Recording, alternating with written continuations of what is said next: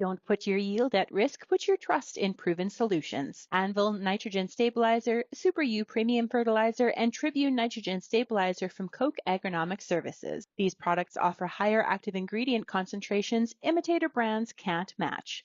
See the difference at defendyourn.ca.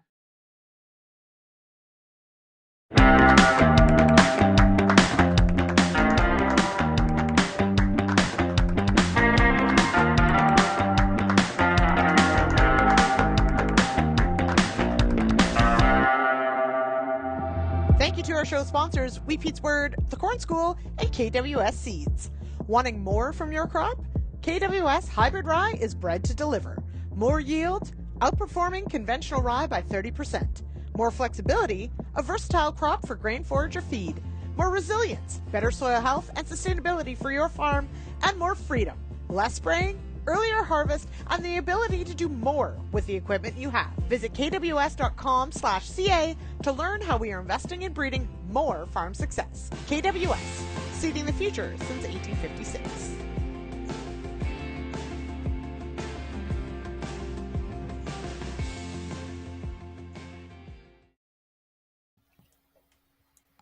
Hello, everyone. Welcome to the Agronomists. I am your host, Lyndsey Smith. So great to see so many of you already in the chat. Apparently, Manitoba wins. There are already seeders running in Manitoba. So there you go, Jason Vogt. Somewhere around either Elm Creek, Portage area, they are running here in Ontario. Not even close. So you guys win. I don't know what you win, but good job. Okay, but that, of course, is what we're going to talk about tonight. Getting that planter, getting that seeder ready to roll. And just a reminder, if you collect those CEU credits, head on over to realagriculture.com/agronomists. Let us know you took in the show and you can collect those CEU credits. And while you're there, you can sign up for the email reminders. They will let you know what's coming up on the Agronomist, remind you that we're going live, and even remind you to go and get those credits. So sign up for that newsletter while you're on that landing page. Great to see everybody. Yes, we weren't on last week. The Real Ag team was all together in Toronto. And tonight we have a very special guest in the behind the scenes. We have producer Sean Haney tonight. Producer Jay has the night off. And so any questions for producer Sean, shout them out. Okay, but not if anything goes wrong, we know who to blame. Yeah, exactly. I was going to say, but no planter seeding questions. He's not mechanically inclined. All right. Okay. Well, Mark does share planting soybeans today in Maryland, and corn started last week. We are a long way from Maryland, it feels like. Okay, let's bring in tonight's guests. I've got Curtis de Gooijer with Bourgault and Andrew Kippen with North Valley Precision Planting. Welcome here, gents. Thank you. Hi there. Good to be here. All righty. Okay, so let's start with some intros just so everybody knows where you are and what keeps you busy in a week. Curtis, I'll start with you. Where are you based and what do you do in a day? Right on. Well, yeah, Curtis de Gooijer, corporate agronomist or agronomy manager, I guess, now in sunny St. Bruce, Saskatchewan, Western Canada here. So right at the right at the plant, the Bourgault plant. That's where I make my home. Well, not at the plant, I guess, in St. Brew, but yeah, what am I doing? We're doing some trials out here. We've got a Bourgault farm. I do a lot of different testing with different types of equipment or different openers, different fertilizer placements. And then, you know what? They give us some stuff to go and play around with and try to see if we can break it out in the field there as well. And so that's part of it. And then also just some training. So that's what keeps me busy, you bet. You see, you hear that, Sean? They encourage people to break things. I usually break things on the internet. It's not ideal. Also not ideal at seeding and planting. All right, and Andrew, where are you based and what keeps you busy in a week? So we're based out of Homewood, Manitoba. I am currently in Elm Creek at my residence. Traveling Manitoba for the most part, chasing planters and the odd seeder here and there to just get them ready and help them with wear parts and adjustments. And yeah. Yep. Yeah. Okay. And now we're getting sprayers and all sorts of equipment. So there's piles of stuff to keep them busy.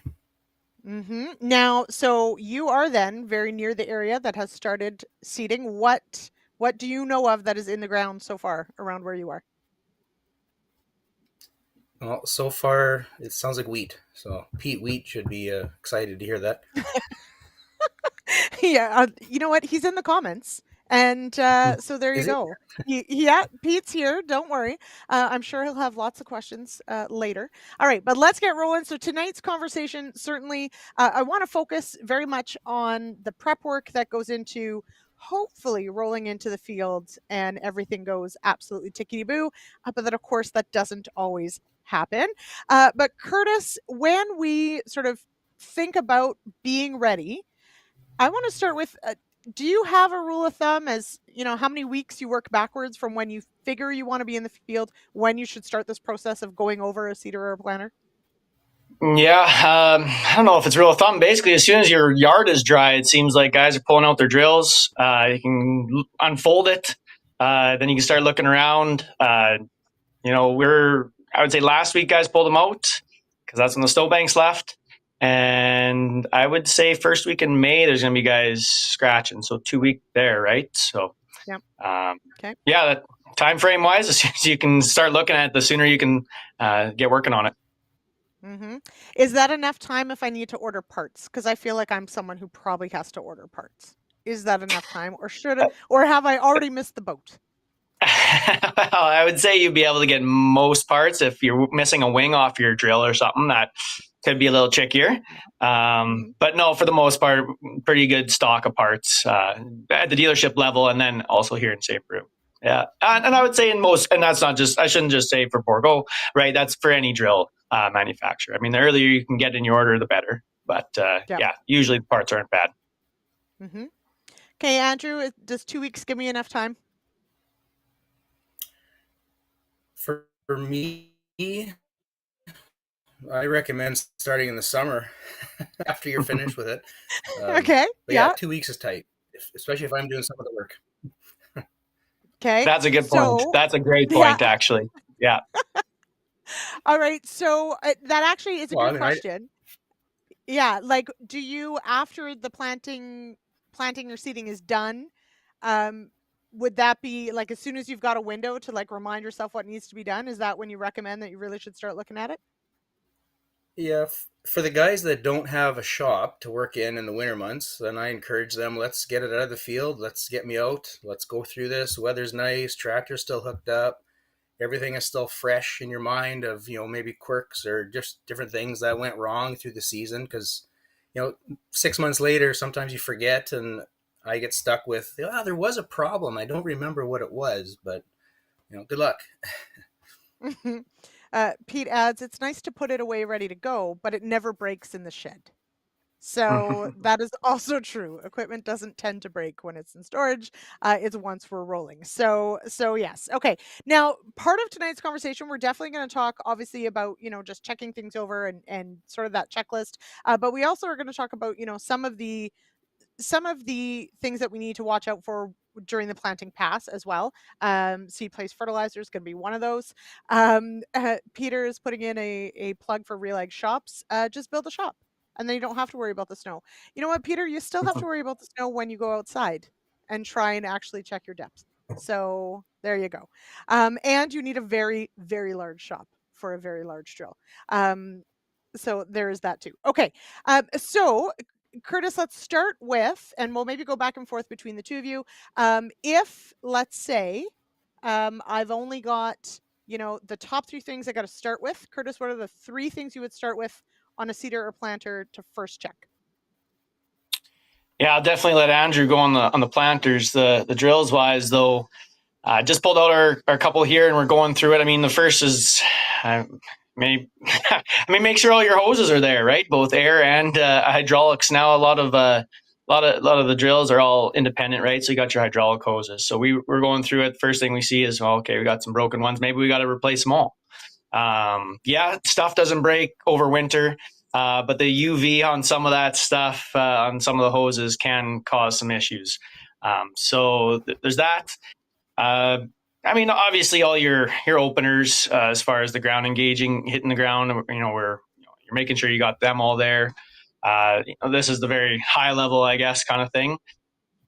And then, when you're getting into the drill itself, the actual tank, all the metering, right? I mean, obviously that's very important, right?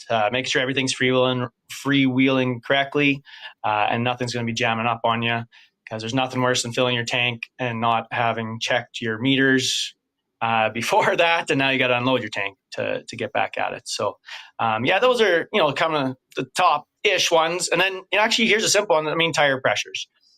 Even tires, we've ran into that before. It levels your drill, but on the cart, there's going to be compaction and stuff. So you just want to refer back to your either a decal or back to that thing they call the user manual. So. Right. What's that again? No, I'm just kidding. I hope everyone's got one in your language of choice, and maybe even on your phone. Andrew, how does that differ for the planter? What do we add to the list, or what do we look differently? Sort of high level first, and then we'll dig into some of the specifics. Well, yeah, make sure nothing broke over the winter, or make sure, better yet, no rodents have moved in. I've seen that many times where seals get chewed, hoses get chewed, wires get chewed. So, I mean, day one, if anything, is going to be hook that monitor up and make sure everything shows up like it should, and then double check visual and cleanliness, because it's, like you said, you put it away working perfectly fine in the summer. Maybe we did an inspection in the summer, but there's a lot of variables that can happen throughout those winter months. So, I mean, that's step one. Making sure nothing has moved in, I would say, is the most important part. Mm-hmm. I know of someone who's found a raccoon family at one point. So, yeah, trash pandas, not welcome. Rodents, they love these things, and they're going to move in. So, all right, get rid of the visitors, unwanted visitors, very important. Andrew, you've got a good first slide, and producer Sean, if you would, bring up Andrew's slide. I love this. Yield is in the details, and it works really well with Mark saying the planting pass is the most important pass across the field all year. And that is really between the yield is in the details and the planter pass, seeding pass being the most important. That's what's going to guide our conversation, I think, tonight. And so those details. So, Andrew, when you're working with growers in trying to get this down to, the more nitty gritty of what has to happen, which details then are you honing in on once you've done sort of a once over?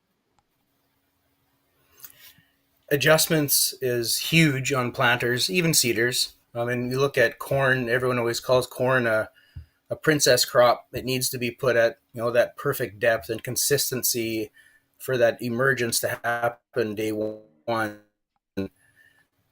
I mean, there's so much focus on leveling the planter from left to right, front to back. We could be talking for an hour on how to do that properly today, but that's critical. That's just key one, is just making sure it's level, making sure it's dialed in, making sure all the rows are at that depth you're trying to plant.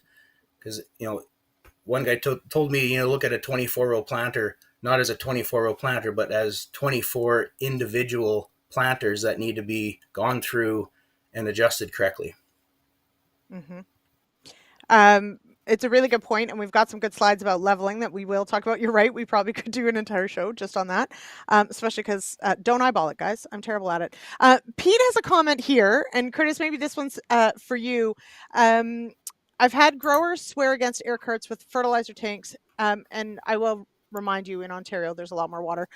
Bearings in the rollers go. We have aftermarket making stainless bottoms. Any comments on the longevity of some of the parts? So specifically on tanks, but we can talk about some of these other parts as well on erosion, corrosion, etc. Yeah, I mean, fertilizer is so tough on anything steel, then, right? So then I know a lot more have gone, plastic. Let's say, like, even there might be steel on the outside, but they'll do plastic liner. That has, I think, helped quite a bit as far as on that front. And yes, you're right. There are aftermarket kits, and I think they're great. They're stainless steel. They're, why doesn't everyone go to that right off the start? That's a good point, but I mean, and they're expensive. I mean, those kind of materials are a little bit more difficult to work with. So it's a bit more specialized, but they work great. So yeah, I think just the ability to add in some of that long lasting plastics out there. There's some really good compounds now, and I think that's adding into it there right now for that anyway. Mm-hmm. Mark adds, stainless meters and FERT components are the only way to go to save on Tylenol. but we're not sponsored by Tylenol, so I'll say acetaminophen. Thanks, Mark. Yeah, absolutely. I mean, the wear points are always anything with fertilizer, and anything that moves, of course, can wear, and that is always a key point of places we need to look at. Andrew, on that note, and thinking about planters, and we're going to go to a clip here just in a minute, producer Sean, on the top 5 calls. So we did just have a corn school that kind of went through sort of the top 5. X isn't working on my planter. We've got a clip about one of them, but Andrew, for you, what would be the top calls that you get, either when those planters hit the field, or as farmers are going through their planters and they've got questions? Yeah, so top call is probably when guys change crops. There's a few different things on planters that you have to do. You're changing your discs. Sometimes there's a few adjustments that got to follow, from soybeans to canola to corn, and steps just get missed, and seed rates aren't correct. So it keeps me guessing, and I got to ask a lot of questions to kind of, calm everybody down, because it's always the heat of the moment. And I guess I encourage guys that when we're making crop changes is just take a breath, and just, it's going to take time, have a little bit of patience, do it correctly, because it's just going to be a lot of frustration later. Okay, so you've hit on something that I think part of the reason I even wanted to have this conversation was, let's face it, there's no way around having a tight seeding window, right? I mean, we only have so many weeks, and if the weather goes against us, it gets even tighter. But there are only so many things we can do ahead of time, and then once we hit the field, we hope that everything works as it should. So the point of this conversation is to, of course, tackle those things that can be done before you hit the field. But Andrew, right on that, once you get there, especially if you've just switched something or whatever, those trouble calls come in, and good on you for keeping your head cool, because I can only imagine the stress on the other end of making sure. So, Curtis, for you, similar question on the seeding side. Thinking about what some of those main calls are, does it have to do with achieving depth? Is it product not flowing? What are some of the biggest calls you'll get? Yeah, I mean, honestly, some of the biggest ones we get in general, and I think it'd be pretty general across, right? Is we talked about monitors, software, glitches in that, updating the software, making sure that that's working correctly. The one thing that I think we get into a little bit as well on updating software, if you're running a little bit newer with monitors, don't necessarily update your system there to the latest. The reason that we do software upgrades, and everyone does software upgrades, right, is to fix glitches or add features.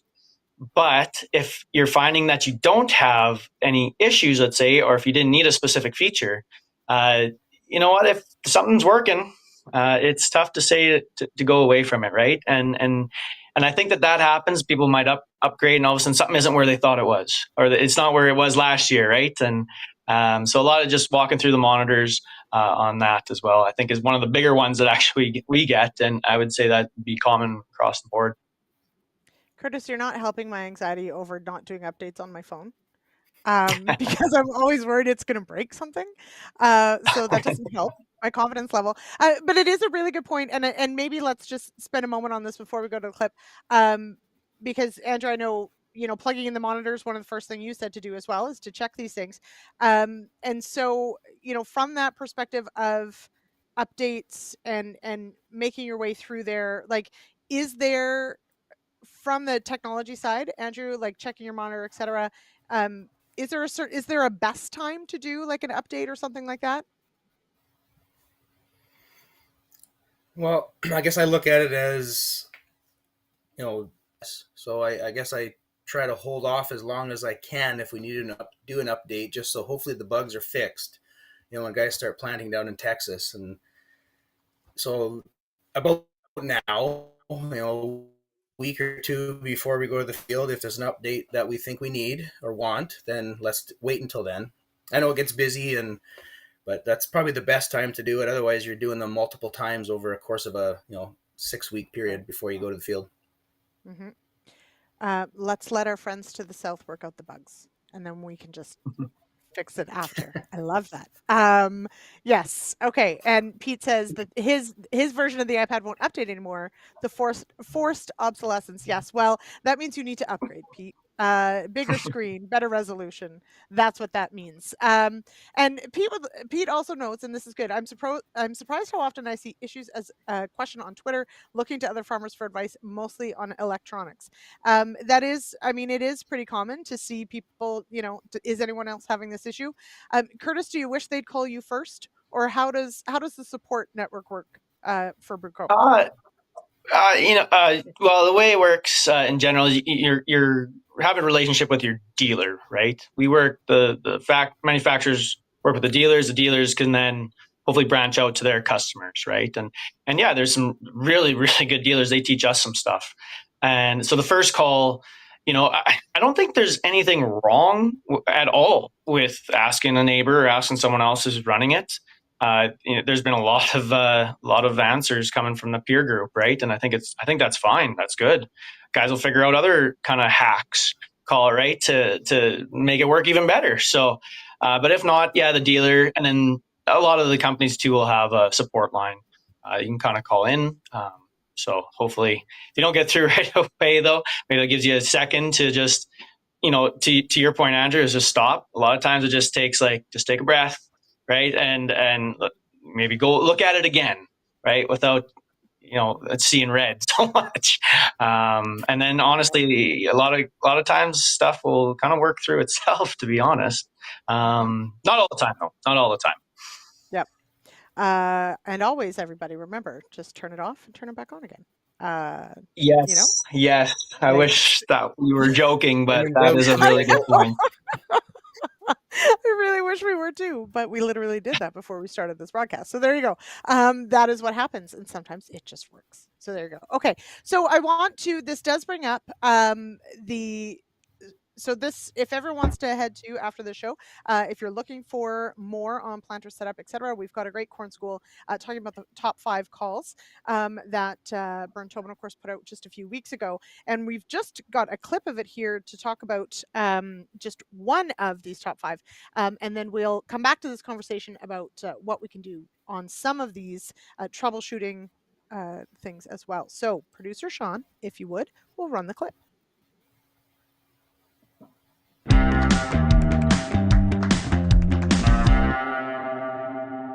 Question or comment 3 that we would typically get is, why am I getting my row unit isn't planting error, or a comment being, my row unit isn't planting. What could it be? So this is going to kind of piggyback onto our CCS discussion from before. We want to make sure that we are getting seed to the row unit. A good way to check that is, we want to make sure that our delivery hose has good contact with our hopper. We can pop the top off the hopper, look inside the meter to see if seed has made it to the meter. If we've confirmed that seed is flowing through the tubes and have made it to the meter, we would next look at our vacuum. What can happen, often happens, especially with the split row planter changing between corn and soybeans, is that our vacuum hose doesn't have a good seal or doesn't have a good sitting on our row unit. What can happen is if it's loose and you're bouncing through the field, it can pop off. Now you have no vacuum to keep your seed on the plate. Another thing we can check for is in any pinch points or areas where your hose might come in contact, right? We can run our hand along and listen for ear leaks or feel them out. We've got a good solid hose. We don't have any vacuum leaks. From the hose side of things, we can pop our row unit open and make sure that we're not losing vacuum through our meter seal. So whether it's had fallen out, it's got dried up and cracked, improper care of this seal will lead to a loss of vacuum, and ultimately the row unit wouldn't plant. So another place we'd look is here on our seal. All right, so common question number 4, or comment number 4 would be, why is my row unit overpopulating or underpopulating? So the previous question we had, my row unit's not working at all. We've identified that we've got seed coming to the mini hopper. We've checked our vacuum hoses. We've ensured that we've got vacuum going to the meter. So what can we do to figure out why we're overpopulating or underpopulating? So first off, we'll pop our meter open and take a look at our seed bowl. One thing to think about is if we don't have enough vacuum, right, we won't be able to hold seed into our bowl holes here. Ultimately, what's going to happen is these seeds will fill up the holes, they ride around the meter, and once they get to here, they get passed off to a brush belt, or in a conventional situation, a seed tube, and it drops down into our seed trench. Opposite to that would be too much vacuum. And what we could see is that we would have a cluster of seeds, or say maybe 2, and we would be dropping double the amount of seeds, ultimately resulting in overpopulation, significantly off of your population target.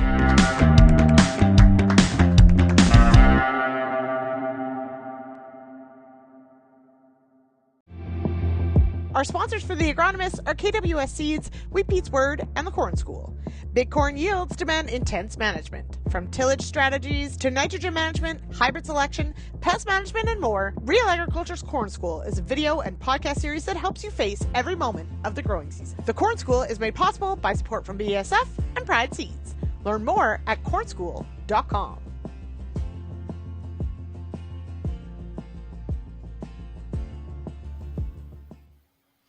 All right, Curtis, I'll go to you first on this one because I've got sort of your 3-point list that you gave me. And we've talked a bit about machinery updates. We can talk more on the good, the bad, and the ugly. But metering, augers, and rollers, also a good one. So, and this builds off of this clip of, realistically, as we mentioned, it's the most important pass. We want to make sure we're getting enough seed, but also seed's expensive. We don't want to be throwing a whole bunch behind us. So where do we start on the metering and the augering system, making sure that we're getting an accurate seeding rate? Yeah, so I mean, whether it's an auger system or a roller system, right? Do you necessarily have to pull it every year? Maybe not, but you should at least be able to look and just inspect it, right? There's different tolerances when it comes to the metering augers and also on the rollers too, just to make sure that they're clean. And that could just be a visual inspection. If you want to pull them right out and take a good look, I mean, that's not bad either. I mean, the bearings in there too, there's slip clutches. So not a lot of times, it can happen where it's turning, but you can actually hear it slipping if, let's say, a bearing's starting to go. And so it's kind of sporadic, actually, when a bearing starts to go. It's not just like it stops, it seizes. It kind of goes, and I've been tricked by that one before. So, yeah, going back to, even what, Pete there said about the different types, there's plastics and whatnot, but grease is a big one. Keep everything kind of greased up, and that really helps on the bearing side and protect that bearings from the fertilizer dust, right? And so we want to make sure we push that out. So yeah, I think that if it's not taking grease, you're going to be in trouble. So. Good point. Andrew, should I be buying shares in all grease companies? Because I feel like we should all be using more. How important is the greasing pass, we'll call it, and how often should I be going over the machine? Well, as far as greasing goes, there's not a whole lot of points that you got to grease often. I know a lot of guys over grease their gauge wheel arms, and cause dirt and debris to kind of, it attracts it all, right? So now you got all that sand and whatever else grinding away in all your parts. So I mean, once a season for the most part is good, and the electric grease guns of the world sometimes are feels like it's it makes our job easier to use them, but sometimes it causes more harm than good because we pump too much too fast, wreck seals. Yeah, but okay. I mean, to the point of metering, like what Curtis was talking about, I mean, it's the same idea with a meter on a planter. I mean, the biggest thing that I see sometimes too is maybe that the meter is perfectly fine, but our seed size has changed or something from previous years that we need to actually calibrate our meter for the seed we're actually using. So that's kind of what I do a lot of the times too, is travel around with the meter test stand and we try to dial those in. You're making many agronomists' hearts sing, Andrew, because we should be targeting a population, not bushels per acre, right? So let's keep that in mind. Seed size matters, especially with plates. We have to make sure we've got the right ones, but those seed counts absolutely matter. All right, Mark says he's having a bit of an audio issue. I'm hearing okay, Mark, so it might be on your end. I did want to, producer Sean has a NHL update for us, everyone. The Jets and Blues are tied at the end of the first, and Washington is up 1-0 against Montreal. That's fine. Now 2-0. Yeah. Oh, well, Ovechkin, what can I say? Do you know that he once passed the puck? Anyway, okay, by accident. Okay, a question for Curtis. Where is Bourgault with the add-on system to allow your drill to have the singulation of a planter? Jason Vogt throwing out the big guns. Where are we at? I like it. Yeah. So we have what's called an air planter, and it's basically metering plates and or metering meters that go on the frame of the air drill. And we use positive air. It's not a vacuum system. It's positive pressure pushes the seed onto the plate and then pushes it out into the opener. So where are we at? Using it in corn, soybean in some areas. There's been a little bit of canola. Tried doing it in Western Canada for, let's say, a canola only meter and an only system, canola only system. It worked. It worked, Jason, but it didn't provide enough value on the canola side of stuff. Corn responds. You got to have that singulated. Soybeans might be some argument there, whether or not that pays off. I won't probably get into that. But canola, from what we found when we had that comparison, it didn't seem to respond by singulating canola from what we were seeing anyway. Now, that was with our air planter, but yeah, it's still out there, still being used, mostly for corn though. Mm-hmm. Yep. Andrew, what's your experience with planting canola? I mean, it works. I mean, we're trying to be as gentle as we can with the seed, right? And I think that's our biggest benefit with the planter. The drill or an air system is, there's a lot of damage that can happen along the way. The yield potential on corn, there is some, on canola, there is some, but it just kind of adapts to, you got large spaces or lower population. It yields the same. So we're going for that picket fence. It just looks good, and it does work. Biggest thing is seed savings, because you're not damaging that seed on the way to the ground. Mm-hmm. I think that, like, industry stat, and Curtis, you probably know better, but is something like canola seed is like survivability can be as low as 50-60% depending on the system. Like it can be very low if you're not paying attention to handling. Yeah, handling. I think a lot of that actually comes from fertilizer placement, to be honest with you. Yes, there's some real advantages to the metering system in general and how gentle that is. But I find what I've been finding is a lot more on, you're going to put that canola seed in the ground and you're going to pile a bunch of fertilizer in with it. Right. And that's where, it's beneficial, I would say, in getting fertilizer down in a single pass, let's say with an air drill. But a planter, you don't do that near as much, right? So either you don't have any fertilizer going with, or you're dabbling in just a little bit of liquid, right? So I think that also plays a role in when people say they're decreasing their seeding rates with the planter. And again, there's no question, though, I think there's some more preparation that goes in with a planter, right? Typically, you're not going into no-till, right? It's been worked. You're into black soil of some sort, not putting a lot of fertilizer with the seed. And then you have, good metering. So I think there's a bunch of things kind of adding to that, not just one factor. Mm-hmm. And we've got some really good slides to talk about phos-placed seed and different ways to put phos down at seeding that we will look at in a minute. But producer Sean, could you go to Andrew's? I think we'll start with slide 4. I do want to talk about leveling because this is, I think it's sort of a marvel that we have seeders and planters as wide as we do and as large, and we can get just an incredible job of not only getting them level, but them actually staying relatively consistent.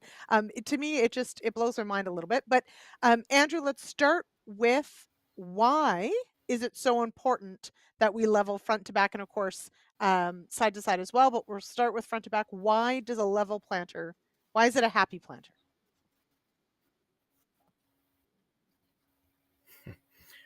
So if you think of the planter itself, we're looking at a level bar, and the reason why is our parallel arms that connect our planter bar to our row unit.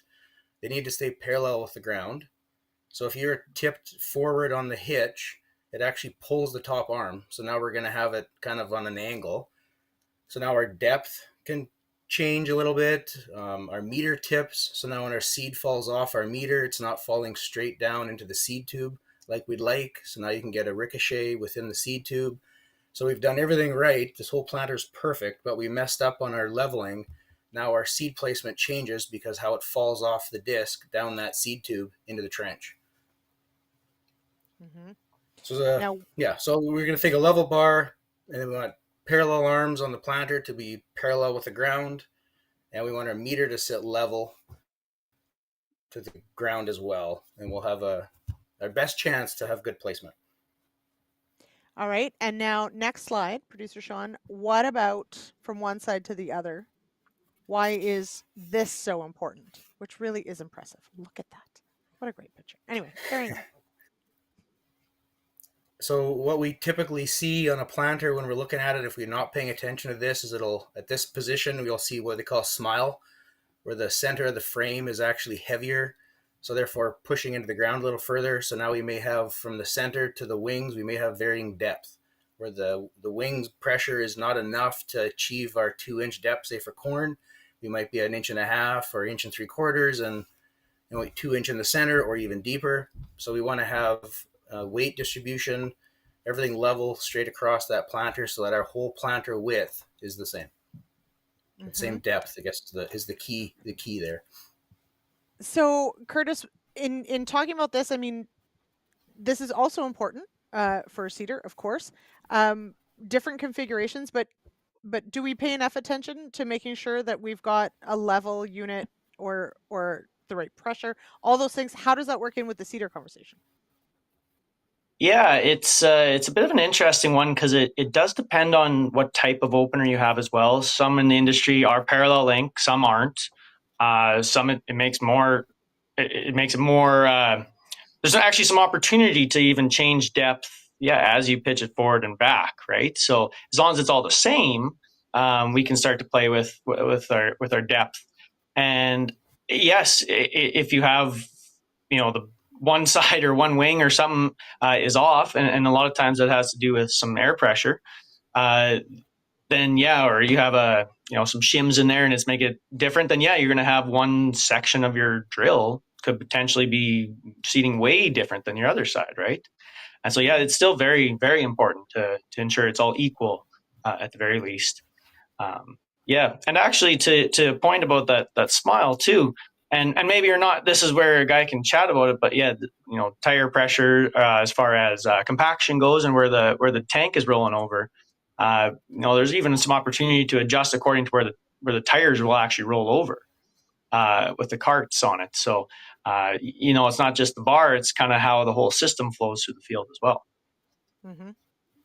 Now, it's a good question. Okay. So, and I'm glad you brought it up because compaction is definitely one of those things that, we think about. I think we think about it a lot with our tractors. Definitely, perhaps like this with our seeders and planters. Maybe not always with our carts or buggies for those of us here in Ontario. We maybe don't think about it as much. But Andrew, when you're looking at the planting pass, what adjustments are you making, if possible, to try and alleviate some of the worst compaction or that unevenness? So in some cases, we may have to adjust our depth handles on the planters, on the compaction rows, slightly deeper. If we have some kind of downforce control, maybe individual row or section by section, but we can try to up the down pressure on those rows, to give it a little more pressure to push it into the ground. Also, our closing, everything you do to a depth setting or a downforce setting, we have to also adjust our closing pressure as well. So down pressure goes up, closing pressure goes up. Some guys forget that whatever we do to one, it affects different adjustments down the road. Mm-hmm. That's a really good point. And it seems logical, but when you're in the thick of it, sometimes it's easy to forget the small details, right, of following it through. Which brings us to, again, your point. Yield is in the details, which I love.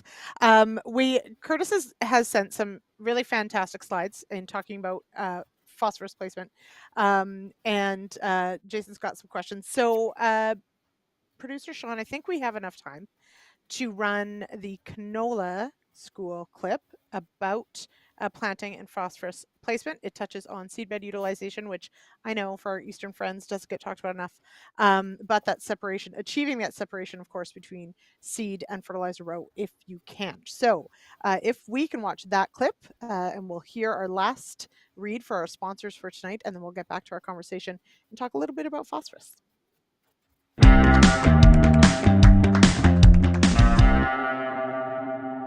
Phos side of things was we were trying to get a toxic effect. So what happens is as you increase the spacing on a seed drill, if you're putting phos down in that seed row, the wider you go, the more concentrated the phos band is in that seed row. So we were trying to get up, I think on 20 or 30 inches, they were recommending like 5 pounds an acre was about the max you were going to be able to do without getting seedling damage.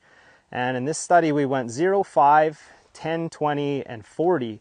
And last year we didn't really see any toxic effects even up at the 40 level. So we threw in an extra 60 kgs per hectare actual P2O5 at seeding, and we were just walking through the plots, and we did definitely notice on the 12s and the 20s at that higher 60 kgs per hectare, we did see that kind of toxic effect where you could see less branching, less flower and pod development at that high end. So we kind of did finally reach that peak.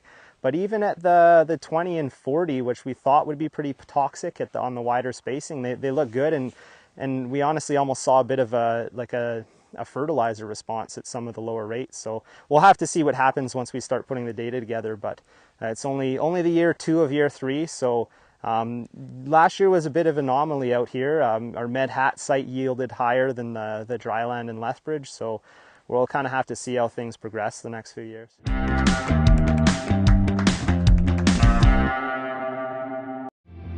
Our sponsors for the Agronomists are the Corn School, KWS Seeds, and Wheat Pete's Word.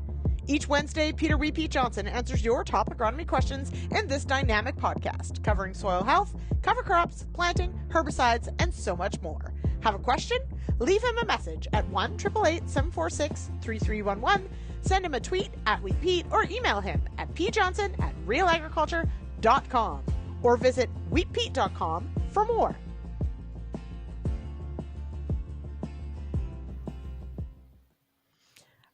There's some really great comments happening. And I won't even give context. Mark says it's only money. Can't take it with you, so you may as well spend it before the kids get it. No context needed. There you go. Okay. So what was he talking about? Okay. But no. So a few things I want to cover, and yes, fertilizer placement, of course, is one of them. But it really does speak to the importance of the planting pass, and as we've highlighted, where somewhat related, but maybe it's a fertilizer effect that we're seeing, potentially, depending on how much separation we're actually getting between seed row and fertilizer row when we're seeding. And that, you're right, is not necessarily the issue on a planter. So really cool there. So there's a few things I want to go. Producer Sean, could we go to slide 3 from Curtis? Because we've got some really cool visuals to sort of talk about the phos impact and where we put it. Just give us a minute. We'll get there, everybody. I promise. Ta-da! We did it. Okay. Walk us through, Curtis, what's happening here. And for those who don't know, please explain MRB, because I will just make it up, and that's not accurate. So there you go. Well, this is actually, Lyndsey, this is actually a potash response on this one. Sorry. I had it on phos on the other one. Sorry, you're right. Yeah. Actually, if we want to go back to that. Yeah, let's go back. Go to the first slide. Yeah, the first slide. Also, I didn't think we added potash, Curtis. So come on. I'm just kidding. Anyway. Yeah, well, okay, we can get back to that one real quick after. Yeah, in a minute. Yeah. Okay. Yeah. Okay. So what this was about is, lots of guys are trying to put down more phosphorus. We're short out here in Saskatchewan, Alberta for the most part, and lots of places, Manitoba, some maybe not as much. So how do we get down more? If you just had a single knife in a mid-row band as well as a mid-row band. So that's MRB, mid-row band. One band feeds kind of 2 rows. And so we started looking at saying, okay, we know we need FOSS early on for the pop-up effect. What happens if we put some out later, or not later at the time of seeding, but further away in this band? It's about 5-6 inches away, right? And what we were trying to see is, okay, can we build up for next year and whatnot? But what we found was in canola was that if we got just a little bit in the seed row, and it doesn't need much in the seed row, just a little bit of a pop-up, then it'll actually access your FOSS out in that band a bit further away. Now, this works as well, doesn't matter mid-row or side band, but not piling it all into the seed row, I think was the biggest takeaway from this. And so, yeah, just the visual, essentially we had no FOSS and then we had all the FOSS out in the band. And so you're just looking at 2 different points in time in that picture above. There's 2 pictures, about 12 days apart, and just how that FOSS in the band kept flowering, right? So everything being the same, except added FOSS there, it was obviously something was happening. So it was accessing it. And then we found, if we go to the next slide there, we actually found that there was a yield response from that as well, right? And so year over year, we've been doing a lot of this, and to the point of the video as well, we piled in a bunch into the seed row. We killed some more plants, but the response to actually putting down more fertilizer, it was, it still yielded lots, it still yielded well, but we just killed more seed, right? And to our earlier conversation about survivability and mortality rates, yes, there's guys that are maybe putting too much fertilizer in the seed row. They're still getting a good yield, but right, they can't really cut their seeding rates because they're piling so much more in. They have the opportunity to do that, and it's not necessarily a bad thing, but canola seed is expensive. So this is maybe another way to you can put a little bit in the seed row, get the pop-up effect, and then you can put the bulk of it in a safer distance, a little bit further away. And with canola, it'll access it later and it'll utilize it later as well. Okay, now we'll talk about potash.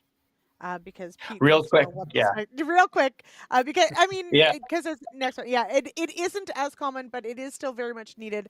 And Pete wants to know what the diagonal lines were. And those are canola swaths. Yeah. Okay. So talk us through it. It's pretty cool. This is wheat here that we're looking at, and in this case, putting phosphorus out in the mid row. So that's on the right hand side of that picture. I was putting phos and potash in the seed row, and then where it splits in the middle there, I put the potash out in the mid row band, which was further away. Yeah. And there's a line dead. You could just see where it was all year. There's also some plugged runs out there. I was doing a terrible job seeding. So that was the way I was seeding, is where there's plugged runs. Terrible. But the diagonal, if you look there, so that was in 2018, there's canola swaths, and it got rained on that year. Well, the potassium leached out of the canola swaths, and you can see where that showed up then, right? And so this is probably one of my coolest pictures I've ever taken, minus the plugged runs, but you can see the direction of seeding that way. And then those little puck marks out there, if anyone's interested, that's why Bourgault, it kind of came to be. Those are rocks, actually. You can see them from darn near space, to be honest. So that's why it was, kind of designed in that kind of land. So anyway, the point being that in canola, they can access some stuff a little bit later on, and it seems to still go towards yield. But in cereals and wheat, we just put it all in the seed row. It can take more fertilizer in the seed row, and it has that early access, and it seems to respond better that way. Also, when it rains and it rains and it rains, you lose nutrients to the soil. So you don't lose them. They show up later. They're just in the soil and not in the crop anymore. So there you go. There's that. Okay, very cool. That is a great image, actually. And I would frame it if it were me, because it's pretty cool. And maybe, Curtis, you just need to tell people that those weren't plugged runs. You were doing some sort of like controlled traffic, and that was totally on purpose.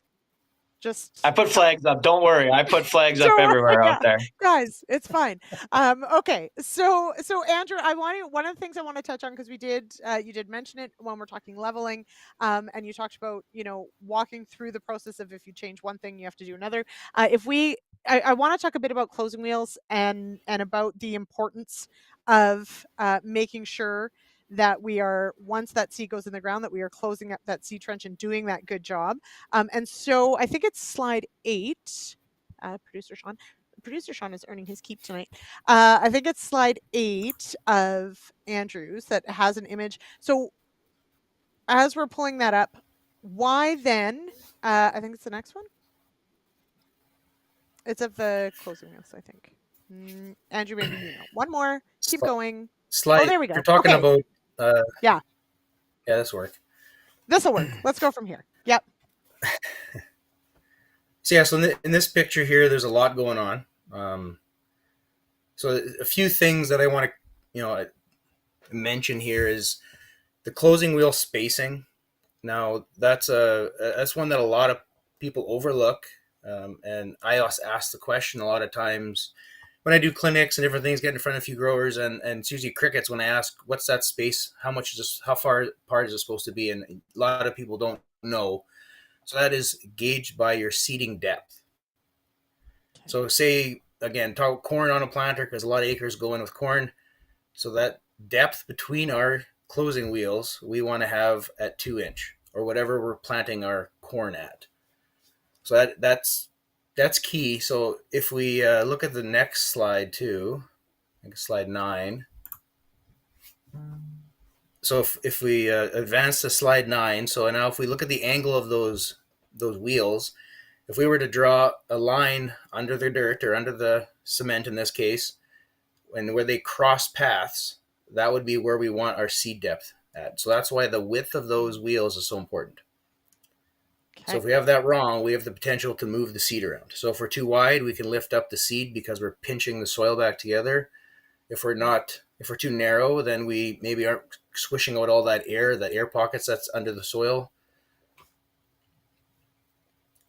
And then this picture shows, just kind of a scratch test just to make sure that our closing wheels are aligned equal size of our trench. Mm-hmm. Now, if you've got, let's say, a call that something's not working well, is this where things can go south in a hurry? Like, is this often overlooked, or is this something that, unless it's really mucky, it's going okay?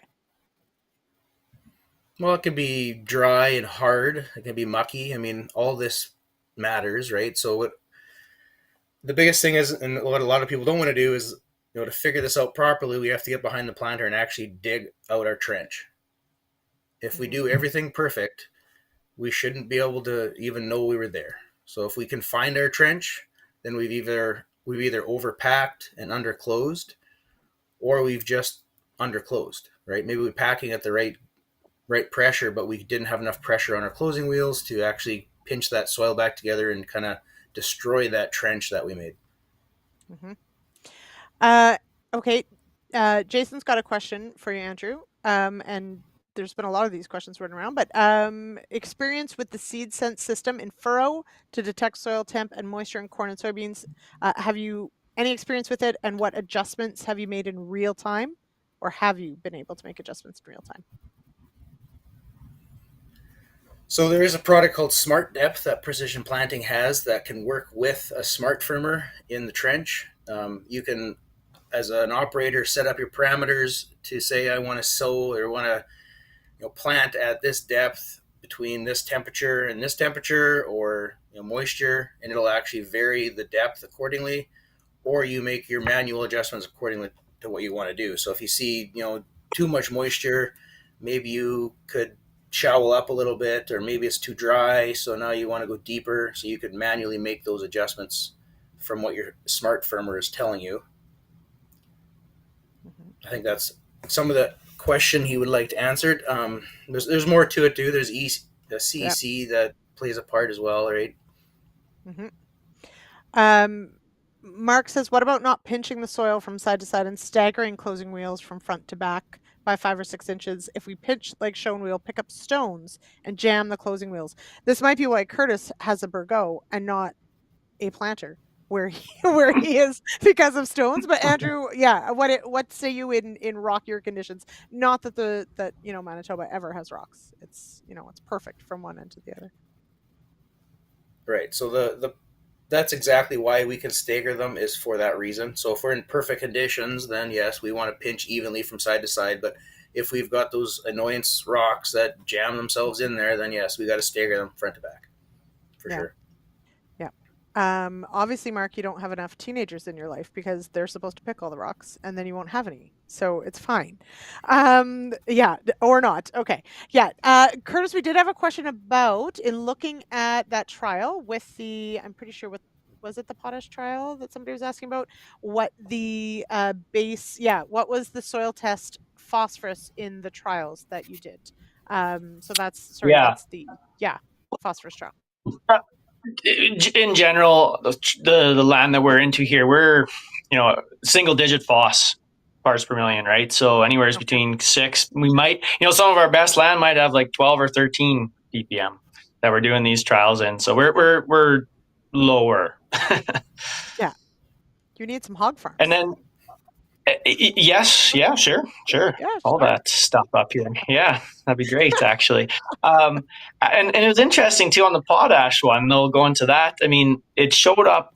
We were low on top of a hill there, right? And that's where that potash deficiency really showed up. Down in low spots, we were not as low. I mean, we were under 100 ppm, I think, on potash on that top of that hill. And then when we went down that hill, we were like maybe 150, and didn't show up there then, right? So yeah, soil testing isn't perfect, but it can give you some indications. Mm-hmm. It's still worth it. Don't let perfect Yes. be the enemy of good. So yes, still important. Okay, I want to close out the show. Thank you everyone for your great questions. But producer Sean, I think it's slide 11. Andrew has a fantastic quote that I want to wrap up this episode with. That's not the quote. Don't worry, we'll get there, everybody.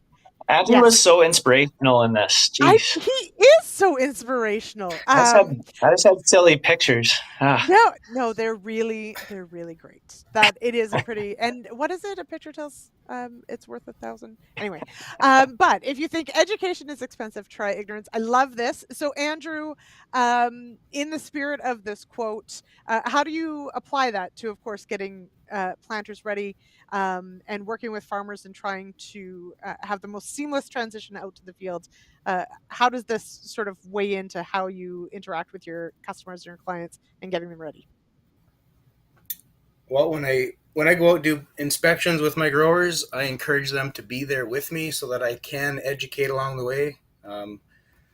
Planter inspections take a lot of time, and I may not always want to do the full planter. So if I can, teach as I go, maybe year 2, year 3, they get more comfortable and can start doing some of this stuff on their own, which will help them pay attention to the details and be a better farmer.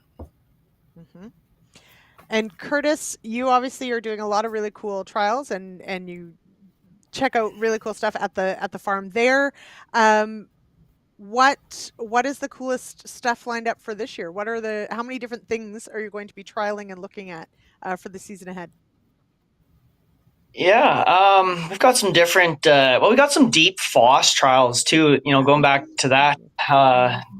That's not just seed row or in a band, but deeper in the soil profile as well. And we've got a couple longer term ones with that, getting them a little deeper, which we've had some interesting results with, for sure. We've got some different products that we're trying. I call them soil enhancement products that we're playing with. And this is the second year of that. Some seed rate trials actually in canola. We've been doing that for 5 or 6 years. We've been down to like 1.5 pounds in some cases. And in the dry years, those actually yield more. And so I don't know what year we're going to come up to next year, but we'll get some more information on that. And then just lots more fertilizer placement. Yeah, if you could tell us all what kind of year we were going to have before we put seed in the ground, you would be a very wealthy man. So I'd give it for free. I'd give it for free there for sure. But you couldn't sit on You couldn't sit on that.